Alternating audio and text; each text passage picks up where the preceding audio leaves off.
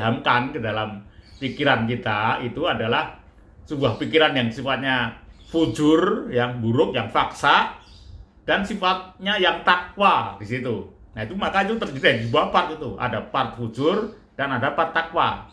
Nah nanti akan kita gunakan untuk menginterupsi itu ya, ketika kita cenderung untuk hal yang buruk, hal yang faksa seperti itu. Nah itu kita mainkan. Ini gunanya neurosemantik.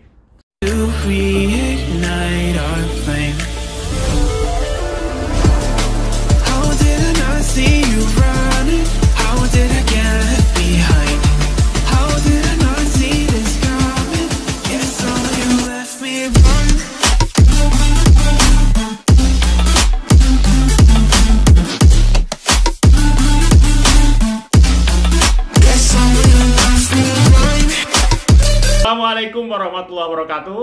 Hai guys, ketemu lagi dengan saya, trainer Amir Faisal. Kalau kalian ingin tahu kurikulum VT saya atau ingin mendownload buku-buku bestseller saya di Gramedia, silahkan cari di bio di bawah ini. Di sana sudah tersedia semua link-linknya. Oke, kali ini kita akan masuk pada spiritual NLP yang ke-6. Kita ambil topik neurosemantik puasa. Jadi sekali lagi kita ambil topik neurosemantik puasa.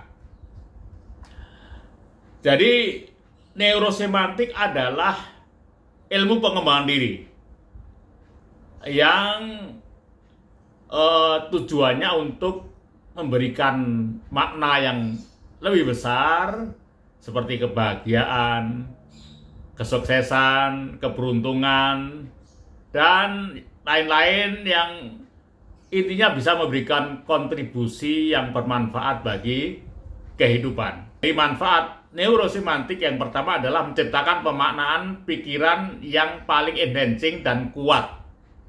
Kemudian yang kedua adalah menerapkan nilai-nilai hidup yang terbaik di dalam tindakan. Dan teman-teman sekalian, untuk mendapatkan pemaknaan pikiran yang enhancing itu kita mengalami apa yang namanya pertarungan batin ya. Jadi begini penjelasannya teman sekalian. Jadi setiap hari kita akan menerima stimulus, ada ribuan stimulus dari luar. Nah, setiap kali kita menerima stimulus itu kemudian kita terna di pikiran kita. Sehingga di situ nanti terjadi pemaknaan, ya, yang responnya nanti bisa kisah positif, bisa negatif, tergantung dari nanti bagaimana permainan batin ya, pertarungan dalam batin kita ini. Kalau kita memenangkan yang positif, maka kemudian responnya, ya, baik itu berupa sikap, perilaku, kinerja dan sebagainya, maka hasilnya positif. Misalnya contoh, diajak untuk berbuat baik misalnya, ya, berbuat baik itu kemudian kita bagaimana menerimanya? Kita merasa enggan, malas, atau kita semangat. Nah itu tergantung dari bagaimana pemaknaan kita terhadap ajakan itu. Nah itu saya seperti itu. Nah maka teman sekalian, gunanya neurosemantik, manfaatnya itu adalah kita untuk menginterupsi, ya, interupsi manakala kita ini selalu merespon secara negatif hal yang baik.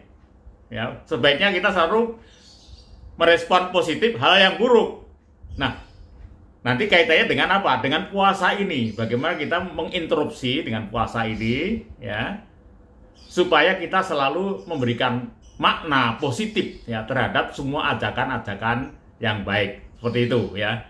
Nah, itu mudahnya. Nah, di dalam sanubari kita ini ada dua part di situ ya, di situ digambarkan dua part, yaitu part satu adalah part yang ihsan, kemudian part yang kedua adalah faksa. Jadi memang ini sesuai dengan surat As-Sam ayat 789 ya, di situ disebutkan bahwa memang Allah SWT itu memang sudah memberikan kepada kita adalah fa'alhamaha fujuraha wa taqwaha, sudah diilhamkan ke dalam pikiran kita itu adalah sebuah pikiran yang sifatnya fujur, yang buruk, yang faksa, dan sifatnya yang takwa di situ. Nah itu maka itu terdiri dari dua part itu, ada part fujur dan ada patakwa. Nah, nanti akan kita gunakan untuk menginterupsi itu ya, ketika kita cenderung untuk hal yang buruk, hal yang faksa seperti itu. Nah, itu kita mainkan. Ini gunanya neurosemantik. Baik teman sekalian, sekarang puasa. Jadi puasa itu berasal dari kata siam ya. Siam ini dari kata somu, kemudian sauman, dan siaman, yang artinya adalah menahan. Jadi semantik dari puasa ini adalah larangan, menahan. Jadi kebalikan dari perintah-perintah agama yang lain. Jadi kalau perintah agama ini misalnya seperti perintah sholat, perintah zakat, itu kan disuruh atau diperintah. Tapi kalau dalam puasa itu makna semantiknya yang muncul adalah dilarang. Ya, jadi kebalikannya. Jadi menahan. Misalnya menahan makan dan minum ya dari fajar sampai maghrib. Menahan untuk tidak berhubungan dengan suami istri. Ya. Menahan ya atau dilarang untuk marah-marah. Kemudian juga dilarang untuk gibah ya. Ya gibah ini di luar puasa juga nggak boleh, terutama di puasa dia akan membatalkan pahala puasa ya. Bertengkar dan seterusnya. Nah, jadi makna semantik yang masuk ya, yang ada di dalam pemaknaan di pikiran kita adalah menahan. Lalu kalau kita dengar kata puasa berarti kita harus menahan apa saja. Nah, itu adalah bahasa ya, pemaknaan, meaning di dalam pikiran kita tentang puasa. Nah, kita kembali pada bagian tadi. Nah, di situ maka itu ya, ketika kita menerima stimulus di situ, ya lihat gambar itu. Nah, kemudian stimulus itu adalah tadi perbuatan-perbuatan yang dilarang di dalam siam atau puasa itu ya. Nah, maka kita pemaknaan di dalamnya tadi ya, kita interupsi di situ adalah bahwa itu dilarang. Itu juga ketika kita menerima stimulus yang membuat kita ini ingin marah gitu ya, atau ingin misalnya berdebat gitu ya, maka di situ di dalam meaning kita bahwa kita sedang puasa, maka itu adalah dilarang ya, dilarang, kita harus menahan dan sebagainya. Misalnya di bulan Ramadan ini ada stimulus yang kuat sekali dari luar mau marah pada seseorang gitu ya. Nah, ini coba sekarang kita belajar untuk menginterupsi ya tadi pemaknaan tadi tentang sikap orang itu tadi. Nah, maka kemudian masukkanlah interupsilah pikiran Anda misalnya dengan narasi seperti ini. Ketika Anda marah, sebenarnya masalahnya bukan pada orang itu ya, pada orang, jadi orang yang membuat marah Anda itu sebenarnya adalah masalahnya pada diri Anda sendiri yang memaknai perilaku orang itu membuat Anda menjadi marah ya. Buktinya apa? Buktinya orang lain pada perilaku orang itu tidak marah. Tapi kenapa marah? Jadi pemantik marah itu bukan dari orang itu, tapi dari diri Anda sendiri. Nah, ini Anda interupsi dalam pikiran Anda. Kemudian yang kedua, Anda juga bisa interupsi begini. Anda berkuasa untuk membuat pikiran Anda ini nyaman. Ya. Sabar. Ya, bahagia setiap hari. Jadi Anda jangan biarkan orang lain itu mengatur-atur emosi Anda. Jadi membuat Anda marah. Itu ya, membuat ada orang membuat Anda jengkel. Jangan mau. Ya. Jadi Andalah raja dari perasaan Anda sendiri. Maka tentukan ya, jadi Anda tidak perlu marah. Ya, ini penting sekali ya.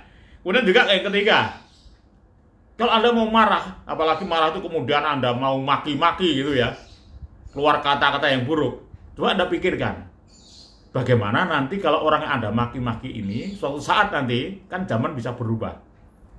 Justru orang itu yang memberikan peluang bisnis pada Anda. Nah, padahal dulu terlanjur di maki-maki. Nah, maka dari teman sekalian, maka interupsilah pikiran Anda dengan 3 hal tadi.